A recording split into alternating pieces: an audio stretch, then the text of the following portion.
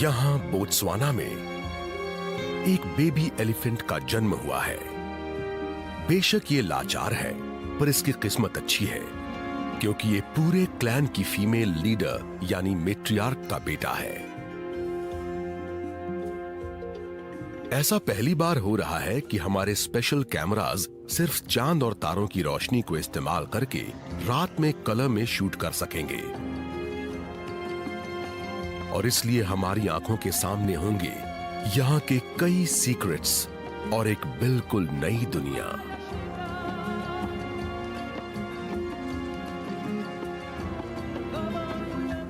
Dry season बहुत तेजी से पास आ रहा है और इसलिए एलिफेंट क्लैन अपनी नेटिव लैंड को छोड़कर एक मुश्किलों भरे सफर पर निकलने के लिए तैयार है।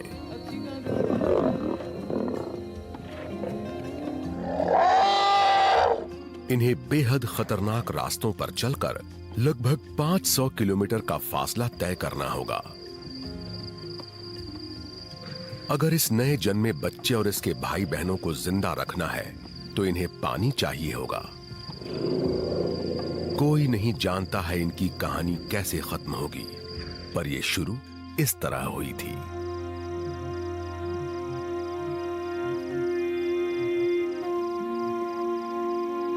A night on Earth, Africa.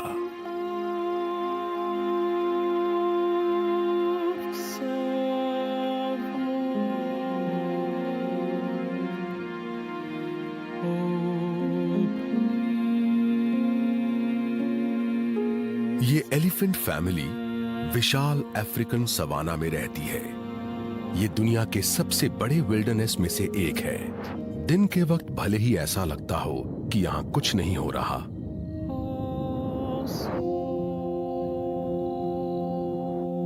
पर जब रात होती है और आसमान में तारे जगमगाने लगते हैं तो ये जगह वो स्टेज बन जाती है जिस पर जानवर अपने अपने रोल्स निभाते हैं जिन्हें अब हमने कैप्चर किया है।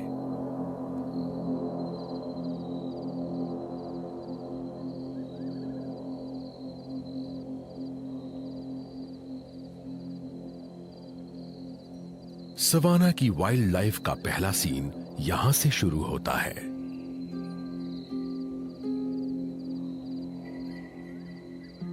हमारी कहानी उस शाम को शुरू हुई जब एक डोमिनेंट मेल एलिफेंट नदी के किनारे पानी पी रही क्लैन की मैट्रियार्क की तलाश में वहां पहुंचा।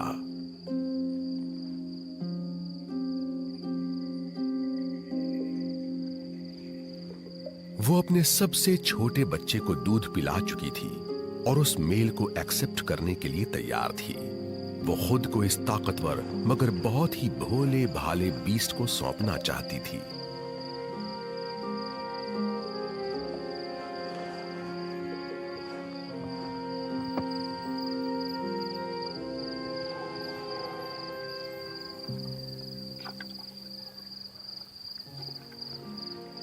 रात के अंधेरे में हर खतरे से दूर इनका ये प्यार का सिलसिला सुबह तक चलता रहा।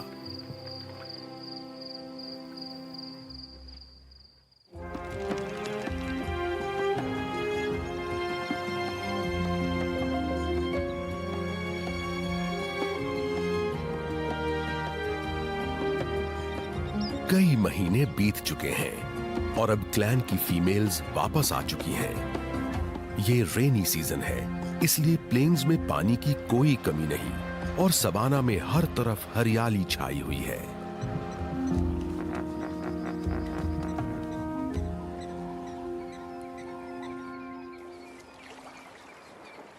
मैट्रियार्क और उस बुल की मेटिंग को 2 साल हो चुके हैं।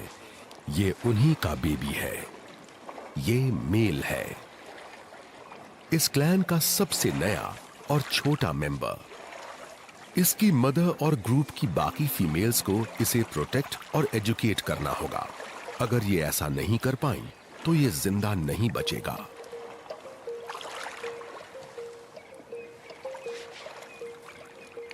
हालांकि ये अभी बहुत छोटा है, फिर भी ये अपनी सूंड हिलाकर अपनी मां की नकल करने की कोशिश कर रहा है। ये आसान नहीं है। इसके लिए इसे 1.5 लाख मसल्स को कोऑर्डिनेट करना होगा।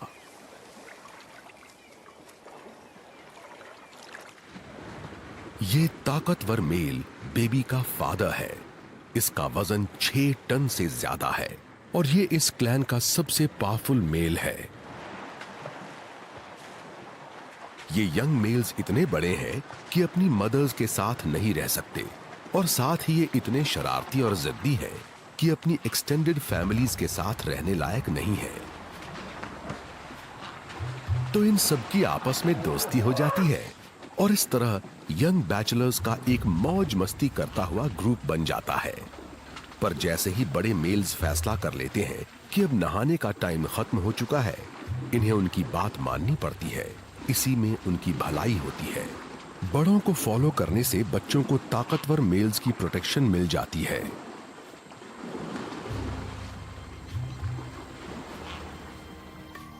ऐसी होती है हमारे एलिफेंट्स की फैमिली लाइफ। फीमेल्स और बच्चे एक तरफ, मेल्स दूसरी तरफ, पर वो कभी भी फीमेल्स से ज्यादा दूर नहीं जाते।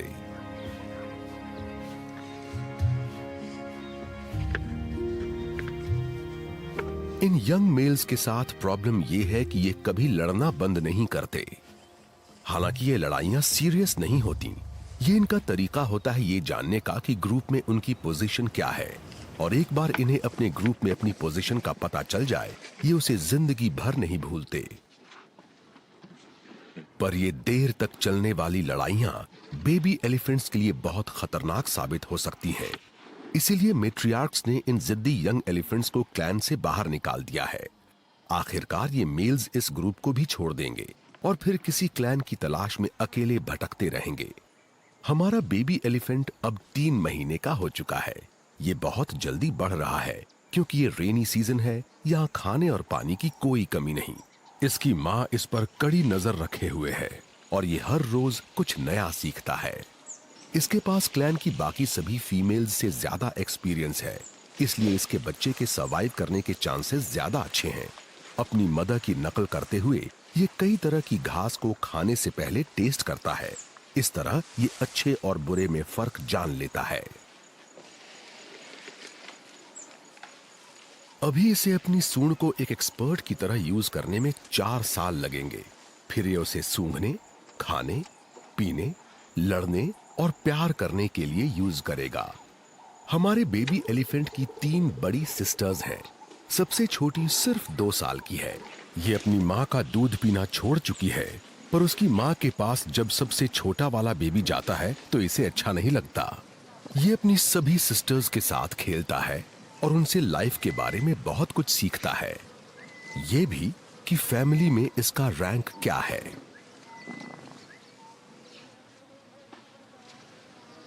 मैट्रियार्क के और बेबीज भी थे, पर वो जिंदा नहीं रह पाए। इसलिए ये इस बच्चे को जिंदा रखने के लिए सब कुछ करेगी। पर जल्दी ही पता चल जाएगा इसका इरादा कितना पक्का है। आसमान में बहुत दिनों के बाद नजर आई ये माइग्रेटरी बर्ड्स ये बता रही हैं कि रेनी सीजन लगभग खत्म हो चुका है। जब से बारिश बंद हुई है, पानी का लेवल कम हो रहा है और पानी के कम होने की वजह से यहां जिंदा रहना मुश्किल होता जा रहा है।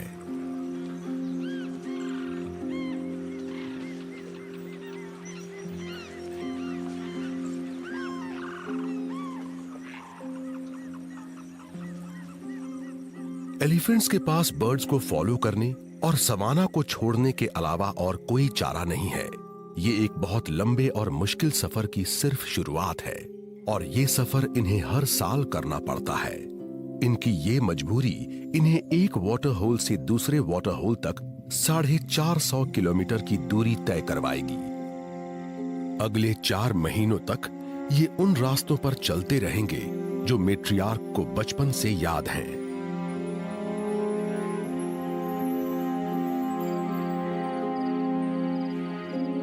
इस सफर के दौरान ये सबसे आगे चलेगी और पूरे रास्ते में इसके गाइड होंगे सवाना की खुशबुएं और आवाजें। ट्रैवल करने के लिए सनसेट सबसे अच्छा टाइम होता है। इस वक्त इनकी आंखें शेड्स और कलर्स को दोपहर के मुकाबले ज्यादा अच्छे से देख पाती हैं और इस तरह इनका लंबा सफर शुरू हो चुका है। ये जब भी रुकते हैं, बेबी एलिफेंट जल्दी से दूध पीना शुरू कर देता है। ये पूरा दिन और पूरी रात चलने का आदी नहीं है, इसलिए इसे आम दिनों से ज्यादा दूध चाहिए होगा। अंधेरे में शूटिंग कर पाने की वजह से हमें पता चला है कि एलिफेंट्स तब भी खाते रहते हैं जब चल रहे होते हैं। ये मजबूर है। बड़ी मेट्रियार्क के लिए हर रोज 100 किलो खाना खाना जरूरी होता है। बेबी एलिफेंट उस होल के पास पहुंचता है जो इसकी मदर ने अपने पावरफुल टस्क से खोदा है।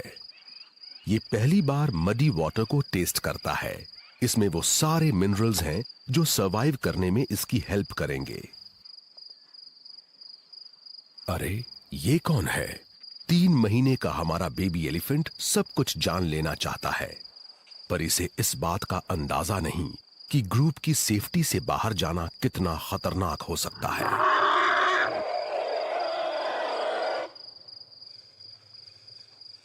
यहां पर रात में खतरों की कोई कमी नहीं, खास तौर पर एक अकेले बेबी एलिफेंट के लिए।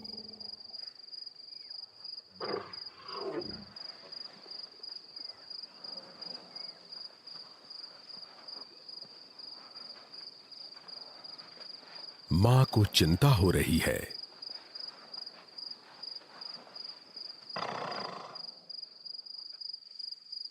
वो अचानक रुकती है और साथ में बच्चियां भी रुक जाती हैं।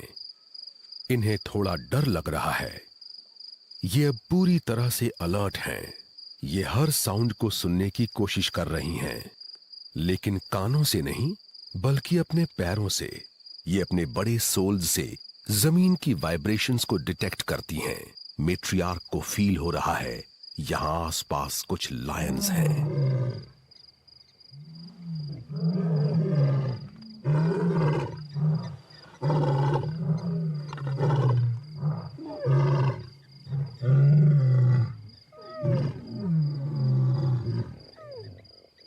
पर आज रात लायंस इनके पास नहीं आ रहे। उन्हें पता है कि वो बहुत सारे एलिफेंट्स हैं और जब वो साथ होते हैं बहुत पावरफुल होते हैं।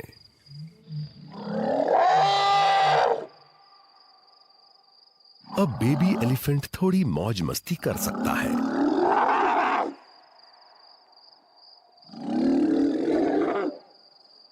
फिलहाल मदर बेफिक्र होकर मिट्टी वाले पानी के पास लौट आई है। कल हमारा बेबी एलिफेंट शरीर के लिए बेहद जरूरी मिनरल से भरा हुआ दूध पिएगा। मेट्रियार्क सिग्नल देती है, जाने का वक्त हो गया। एक और एलिफेंट फैमिली के साथ फीमेल्स एक बार फिर आगे बढ़ रही हैं, पर ये अपने बच्चों की वजह से पीछे छूट रही हैं। इन्हें ऐसे रास्तों से गुजरना पड़ रहा है जो ज्यादा सेफ हैं।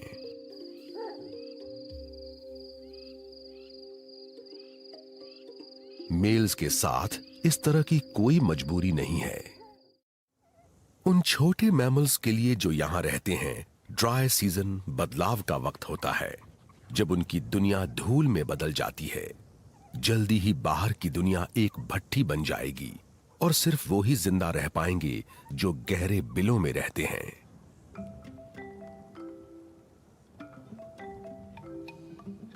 ड्राई सीजन में मीयरकैट्स एलिफेंट्स को प्लेन्स छोड़ते हुए देख रहे हैं। उन एलिफेंट्स के रास्ते में पड़ता है एक बड़ा सॉल्ट लेक, जहां सिर्फ सबसे बहादुर जानवर ही जा पाते हैं। पर इन तमाम खतरों के बाद भी मेल्स ने यही रास्ता चुना है, क्योंकि ये नॉर्थ तक पहुंचने का सबसे तेज और सबसे सीधा रास्ता है। हमारे बेबी एलिफेंट के फादर के लिए इस बेरहम और मुश्किल लैंडस्केप को पार करने का वक्त आ चुका है। इन ट्रैवलर्स में एक और बहुत बड़ा एलिफेंट है। ये क्रीचर इतना बूढ़ा है कि इसका एक टस्क टूटा हुआ है। नए पेट्रियार्क ने इससे बहुत कुछ सीखा है और इसलिए इसकी बहुत इज्जत करता है। इसने अपना पहला सफर क्लैन के इस पुराने मास्टर के साथ ही किया था।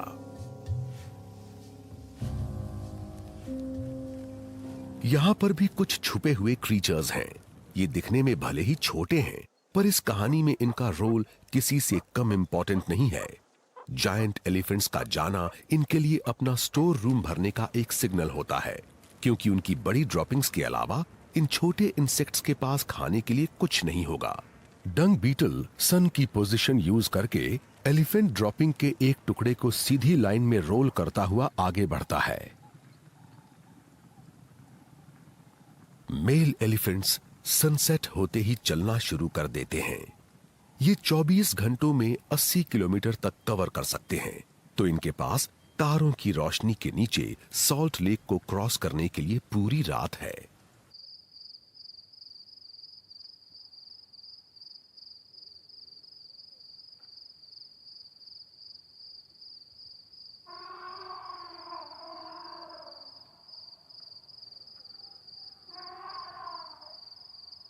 इस साल ड्राई सीजन जल्दी आ गया है।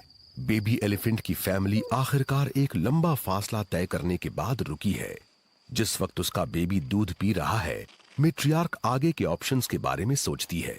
बहुत साल पहले इसकी अपनी मदर ने इसे नॉर्थ से जाने वाले एक रास्ते के बारे में बताया था, जो ड्राई लेक को बाईपास करके निकलता है। वो उसके मुकाबले कहीं ज्यादा लंबा रास्ता है, जिससे मेल्स जा रहे हैं, पर उससे कहीं ज्यादा सेफ है। इसके बेबी की सेफ्टी से ज्यादा इंपॉर्टेंट और कुछ नहीं। और फिर एलिफेंट्स के जाते ही रात के अंधेरे में एक मिनिएचर वर्ल्ड सामने आता है। मियरकैट्स के अलावा सिर्फ पॉर्क्यूपाइन्स वो क्रीचर्स हैं जो ड्राई सीजन को झेल पाते हैं। ये दिन में कभी नहीं दिखते हैं, क्योंकि ये पूरी तरह से नॉक्टर्नल हैं। फॉरेजर्स होने के नाते ये वो खाते हैं जो एलिफेंट्स पीछे छोड़ जाते हैं, सीड्स, रूट्स और ट्यूबर्स, जिनके दम पर ये अगली बरसात के आने तक जिंदा रहेंगे। पॉर्क्यूपाइन्स का साइज भले ही छोटा है, फिर भी इन्हें शिकारियों का कोई डर नहीं होता। कोई भी हाइना, लेपर्ड और यहां तक कि लायन भी इनकी स्पाइन से उलझने की हिम्मत नहीं रखता है। लाखों साल पुरानी सितारों की ये चादर इन एलिफेंट्स की हिस्ट्री की गवाह है। ये कभी न खत्म होने वाले सफर की एक लंबी कहानी है, पर साथ ही ये एक दुख भरी कहानी भी है। 19वीं सेंचुरी में इस विशाल कॉन्टिनेंट पर 2 करोड़ एलिफेंट्स घूमा करते थे। आज सिर्फ 5 लाख रह गए हैं।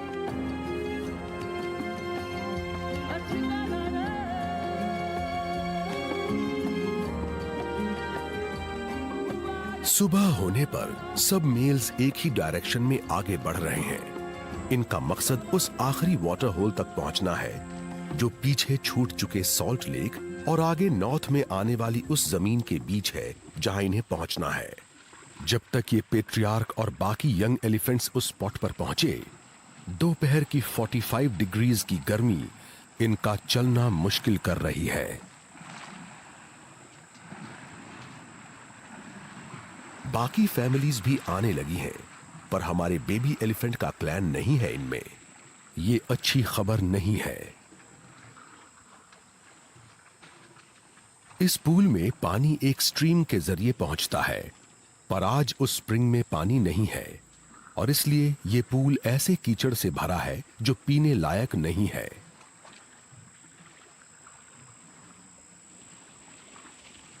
एलिफेंट्स पूल के इर्द गिर्द इकट्ठा हो गए हैं, जिससे अवेलेबल पानी और कम हो गया है। कुछ तो उसके पास भी नहीं पहुंच पा रहे। ये जंगल का कानून है। यहां सिर्फ सबसे ताकतवर जिंदा रहता है। हमेशा की तरह पेट्रियार्क सबसे आगे है। बाकियों को इसके हटने का इंतजार करना होगा।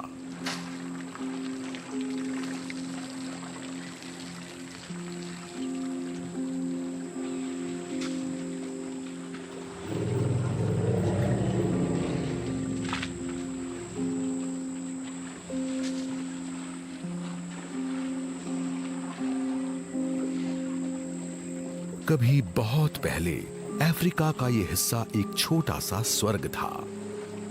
बिल्कुल इसी जगह एक इतना बड़ा लेक था कि वो सी तक फैला हुआ था। वो लेक अब पूरी तरह से गायब हो चुका है, पर एलिफेंट्स की एंशिएंट कलेक्टिव मेमोरी इन्हें आज भी यहां खींच लाती है।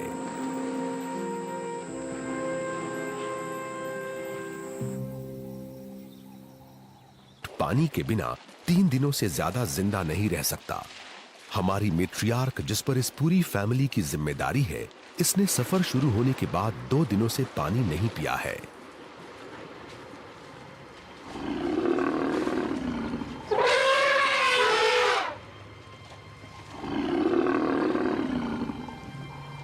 पर एक प्रॉब्लम है।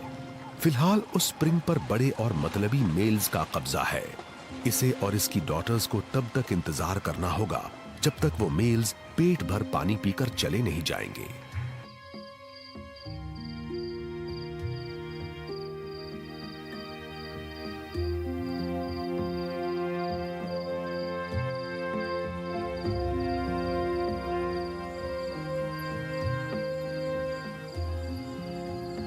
यहां पर दिन रात नए एलिफेंट्स का आना जारी है। स्प्रिंग के आसपास एलिफेंट्स के कई ग्रुप्स हैं। जल्दी ही यहां पानी की सिर्फ खुशबू रह जाएगी। एलिफेंट्स की लगातार बढ़ रही संख्या से इस स्प्रिंग का पानी आखिरकार सूख जाएगा। चमकता हुआ पानी धूल बन जाएगा। कहीं मेट्रियार्क और उसकी डॉटर्स के लिए बहुत देर तो नहीं हो जाएगी।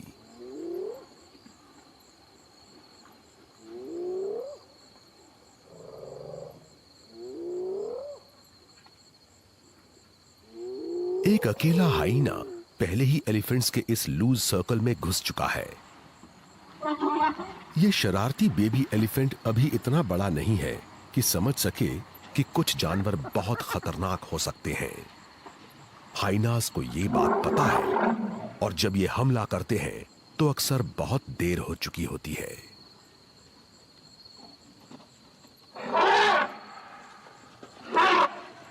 बेबी एलिफेंट की बड़ी सिस्टर बिल्कुल आखिरी पल में उसके बचाव में आगे आई है। पर एक एलिफेंट की किस्मत इतनी अच्छी नहीं थी। रात में एलिफेंट क्लैन ने अपने एक मेंबर को खो दिया है। लायंस ने अंधेरे का फायदा उठाकर अचानक हमला कर दिया था। एक 8 साल की फीमेल अपने ग्रुप से काफी दूर चली गई थी। उसे उस गलती की कीमत अपनी जान देकर चुकानी पड़ी। सुबह होने से कुछ देर पहले मेट्रियार्क फैसला कर लेती है, यहां से निकलना होगा।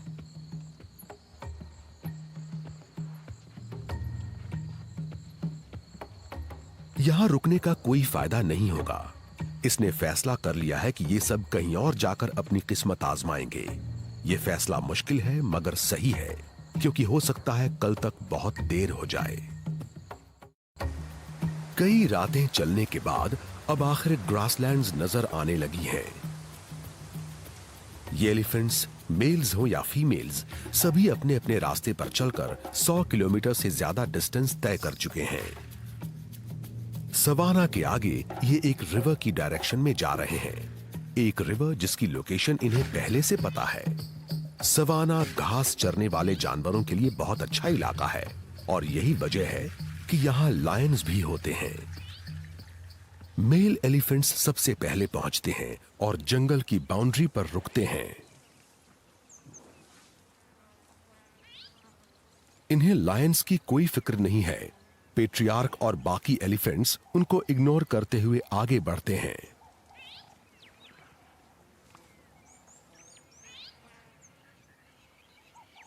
इस बड़े मेल को इसके रास्ते से कोई नहीं हटा सकता। इसे पता है ये कहां जा रहा है।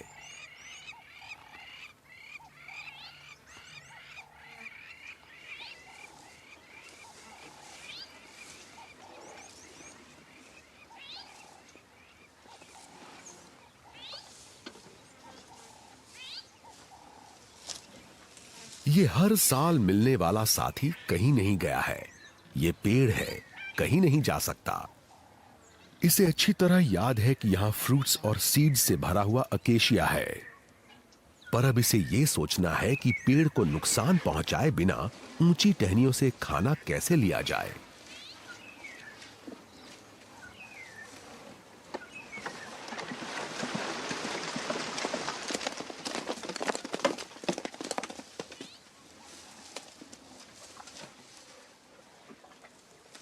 इसे बहुत ध्यान देना होगा, कहीं ऐसा ना हो कि यह कीमती पेड़ जड़ से ही उखड़ जाए। इसे प्यार से रखा गया तो ये आगे भी हर साल यहीं रहकर इसका स्वागत किया करेगा।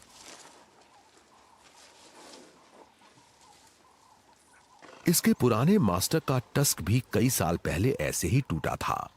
नए पेट्रियार्क को पता है कि इसे वो गलती नहीं दोहरानी है और इसके 2 यंग साथी ये बात सीख रहे हैं। एलिफेंट्स जितना खाना खाते हैं उसमें से सिर्फ आधा डाइजेस्ट करते हैं, तो हॉर्नबिल्स उनको फॉलो करती हैं और उनके डंग की पाइल्स में से जो भी मिलता है उसे खाती हैं। बचे हुए बीज जमीनेट होकर नए पौधे बनते हैं। तो एलिफेंट्स को सवाना के ग्रेट गार्डनर्स कहना गलत नहीं होगा। ये हर साल यहाँ से गुजरते हुए इसे रीजनरेट कर देते हैं।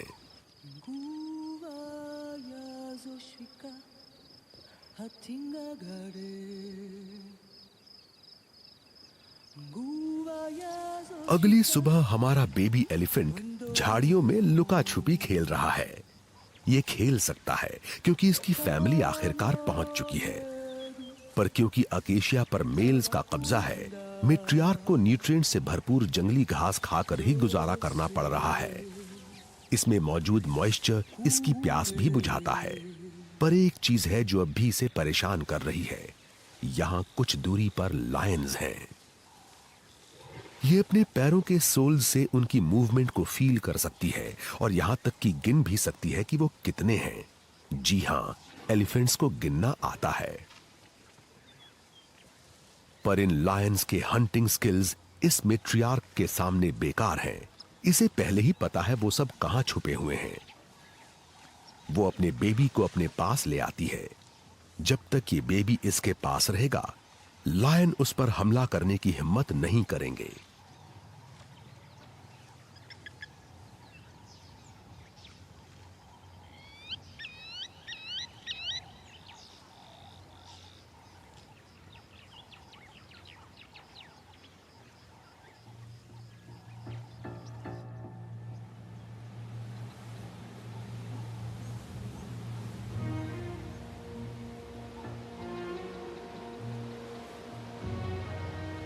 अब जब एलिफेंट्स जा चुके हैं, लायंस छोटे और आसान शिकारों पर हमला करने की सोच रहे हैं।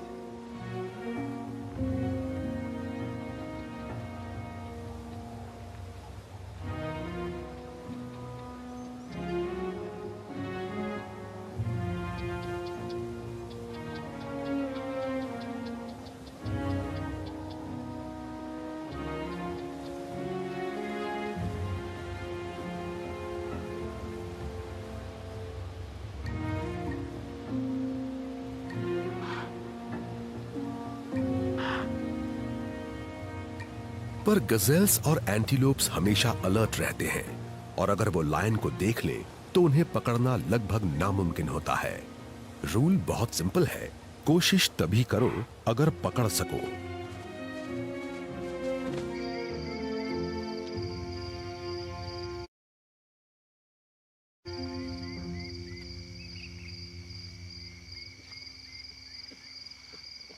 सूरज ढलने के बाद एलिफेंट फैमिली आखिरकार वाटर होल पर सही सलामत पहुंच गई है। वो अब भी वहीं है जैसा कि मैट्रियार्क को याद था। फाइनली ये, इसकी फैमिली और इसके साथी अपनी प्यास बुझा पाएंगे।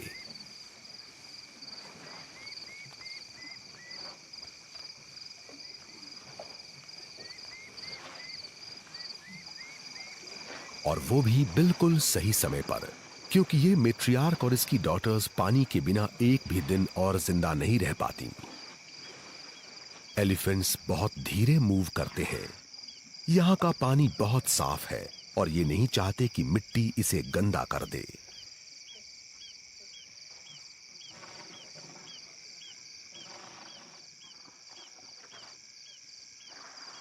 दूसरी फैमिलीज पहुंच गई हैं।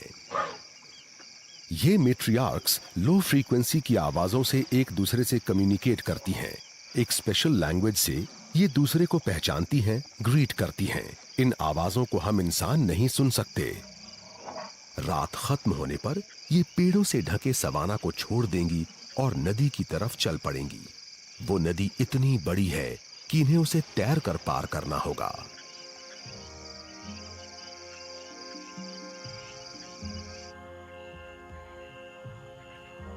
ईगल आउल की आंखें, जो रात के अंधेरे में देखने के लिए बनी हैं, हल्की सी रोशनी को भी एम्पलीफाई कर देती हैं। ये वो देख लेता है जो हम नहीं देख पाते।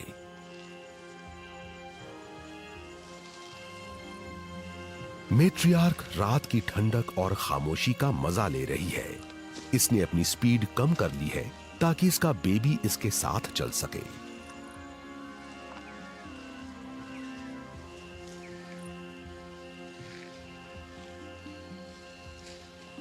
ये ग्रुप 1 महीने से चल रहा है। ये सब थक चुके हैं, पर फिर भी इन्हें उस नदी तक पहुंचना होगा।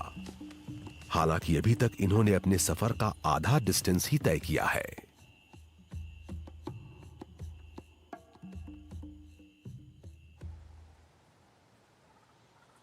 एलिफेंट्स की कलेक्टिव मेमोरी में ये लैंडस्केप एक जीता जागता मैप है। इन्हें हर फीडिंग ग्राउंड और हर वाटर होल के बारे में पता है, और इससे भी ज्यादा इंप्रेसिव बात यह है कि इन्हें अच्छी तरह से मालूम है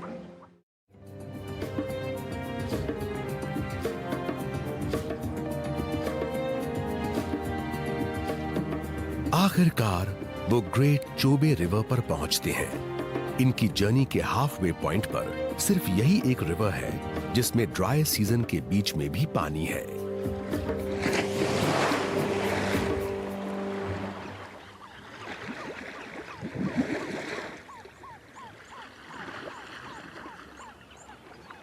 बहुत दिनों बाद मौका मिला है, इसलिए पेट्रियार्क कई घंटों तक नहा रहा है।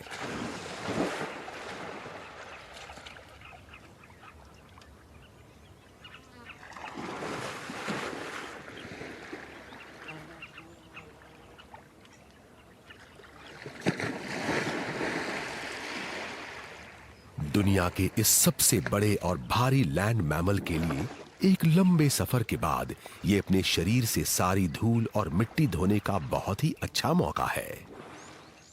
ये बिना जोर लगाए तैर रहा है। पानी की वजह से इसकी 6 टन की बॉडी लगभग वेटलेस हो गई है।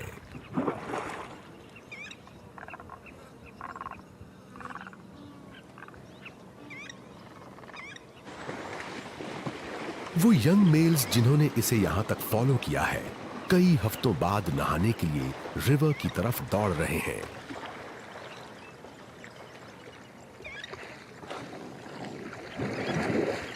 पर पेट्रियार्क को अपनी प्राइवेसी बहुत प्यारी है, इसलिए यंग मेल्स के लिए इससे कुछ दूरी पर तैरना ही ठीक रहेगा।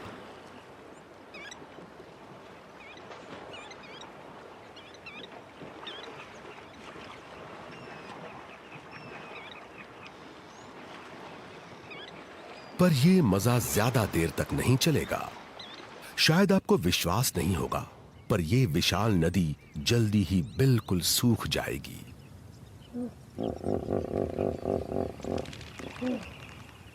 आज बेबी एलिफेंट कुछ नया सीखने वाला है, जिससे वो और उसकी मां दोनों की एक प्रॉब्लम सॉल्व हो जाएगी। वो आज पहली बार पानी पीने वाला है, वो भी अपने आप। अब इसे दूध पीने की जरूरत नहीं, और वैसे भी थकने की वजह से मां का दूध सूख चुका है।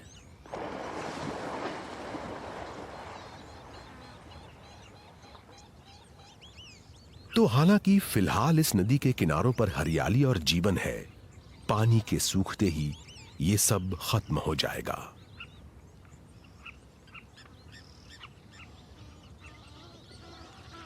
बाढ़ आने पर ये नदी सवाना को ढक देती है। फिर जब पानी कम होता है, उसमें से विटामिन से भरी नई घास निकलती है। वो घास इतनी नर्म होती है कि एक बेबी एलिफेंट भी उसे आसानी से चबा सकता है। मां जानती है कि पानी का लेवल दिन ब दिन कम हो रहा है, इसलिए अभी जो खाना मिल रहा है उसका भरपूर फायदा उठा लेना चाहिए। आज मैट्रियार्क कुछ देर अकेली रहकर थोड़ा आराम करना चाहती है। तब तक बेबी एलिफेंट का ख्याल झुंड की एक दूसरी फीमेल रख रही है।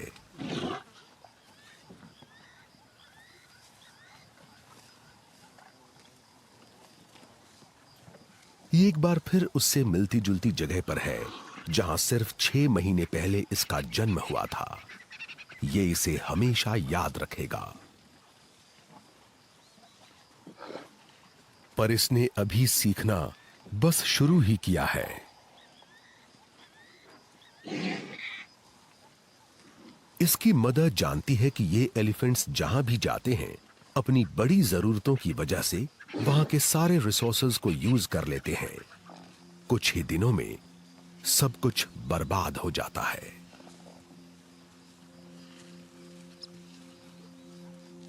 यही वजह है कि एलिफेंट्स को लगातार चलते रहना पड़ता है, ना कोई रेस्ट, ना कोई ब्रेक।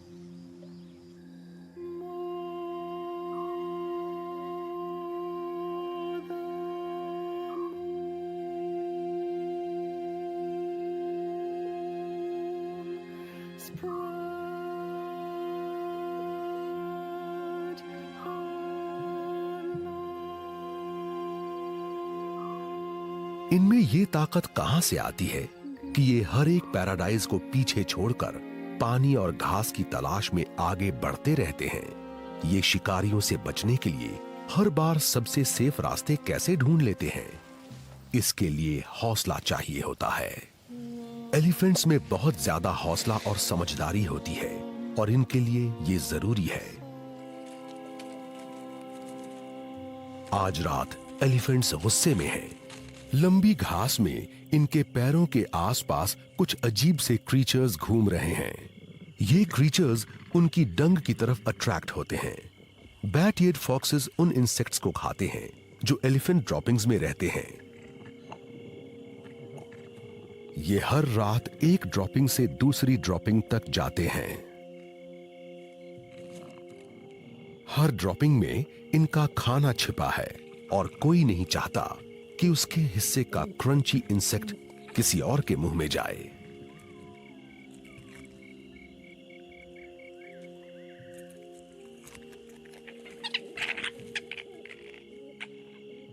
एलिफेंट सीजन बहुत छोटा होता है, इसलिए फॉक्सेस को जल्दी जल्दी खाना पड़ता है। एक बार फिर सबसे स्ट्रॉन्ग और सबसे क्लेवर की मर्जी चलती है।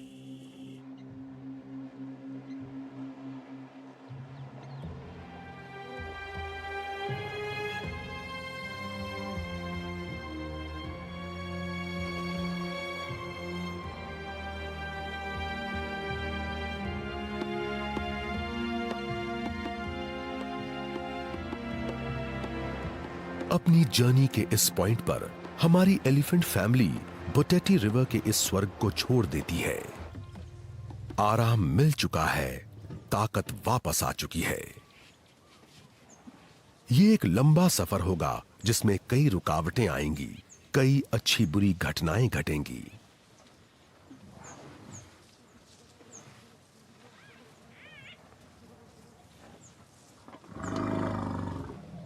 इस सफर में इनका सामना कई अजीब जीवों से होगा।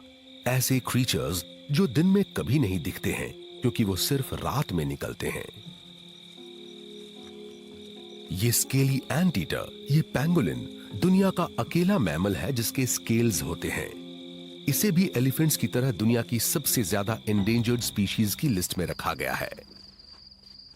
आडवाक की अपीयरेंस और लाइफस्टाइल इसके नाम से भी ज्यादा अजीब है।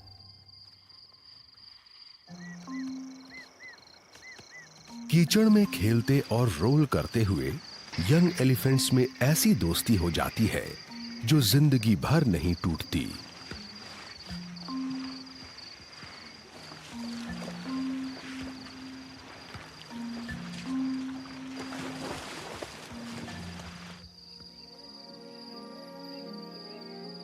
मैट्रियार्क अपने आखिरी मीटिंग वाली जगह पर पहुंच गई है।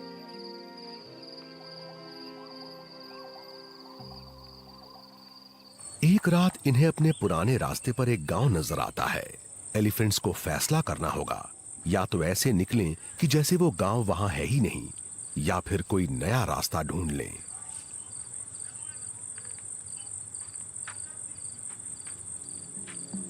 सूखा पूरे सफर में इन फैमिलीज का पीछा करता है।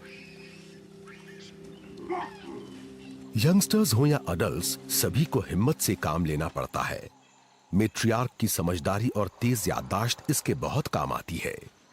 इन दो क्वालिटीज के बिना इस बेरहम इलाके का सामना करना पॉसिबल नहीं था।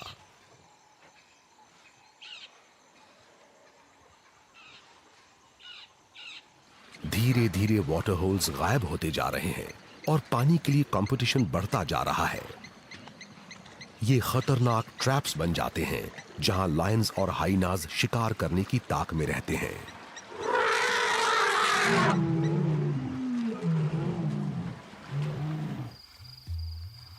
जबरदस्त गर्मी से बचने के लिए एलिफेंट्स सिर्फ रात में चलते हैं।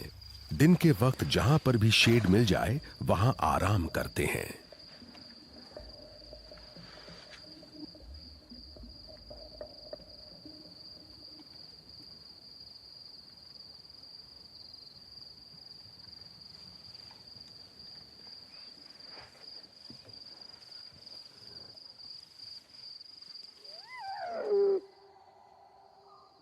थकावट की वजह से मर रहे एलिफेंट्स को अब पहले से ज्यादा बहादुर हो चुके हाइनाज का सामना करना पड़ता है।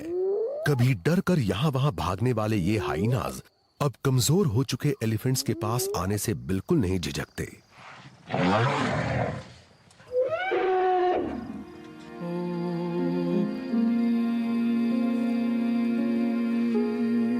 क्या हमारी मेट्रियार्क अपनी फैमिली को सेफली मंजिल तक पहुंचा पाएगी?